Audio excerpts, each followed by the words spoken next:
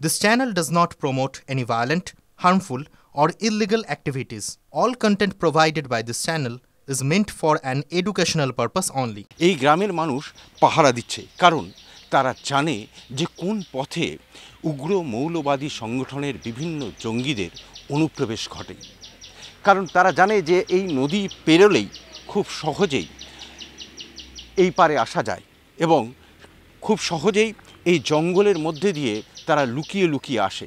বাংলাদেশি চোরাচালানকারীরাও এই পথ কিন্তু বহুবার ব্যবহার করেছে।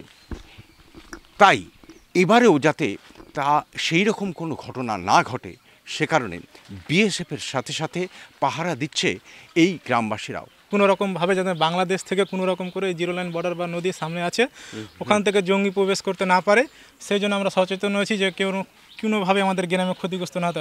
বিএসএফের সঙ্গেই মানে পায়ে পা মিলিয়ে এই সমস্ত এলাকাগুলোতে নজরদারি চালাচ্ছে, টহল দিচ্ছে। আপনার ওই নদী ওইদিকে তো ওই তারঘেরা নাই, আইওর ওই সাইডে তারঘেরা নাই, তারপরে এই সাইডে রায়পুর ওইদিকে তারঘেরা নাই, ওই সাইড থেকে আসতে পারে, নদী পেরিয়ে চলে আসতে পারে।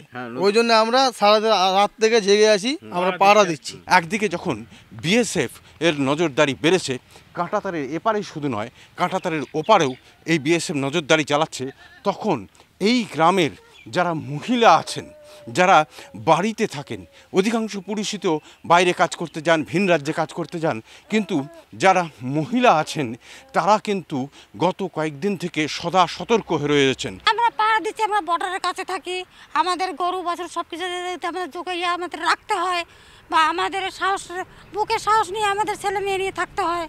আমরা কোথায় যাবো? আমাদের তো থাকতে হবে, সাহস নিয়েই থাকতে হবে। আমরা ওদের জন্য আমরা পিছিয়ে যাব না। পাকিস্তানের ভয়তে আমরা পাহারা দিচ্ছি দাও কাছে নিয়ে। এটা ওই যুদ্ধ লেগেছে সেটার কারণে মানে ভয়ে কোনো রকম আতঙ্ক হয়ে থাকছি, সেরকম নিজেদের প্রাণ বাঁচাতে হবে কিনা ওর জন্য আর কি। এই গ্রামের মানুষ বিশেষ করে মহিলারা একত্রিত হচ্ছেন, একজোট হচ্ছেন এবং তারাও কিন্তু দেশ রক্ষার স্বার্থেই পাহারা দিচ্ছেন। মালদা থেকে ক্যামেরায় মুজিবর শেখের সঙ্গে শুভতোষ, টিভি 9 বাংলা।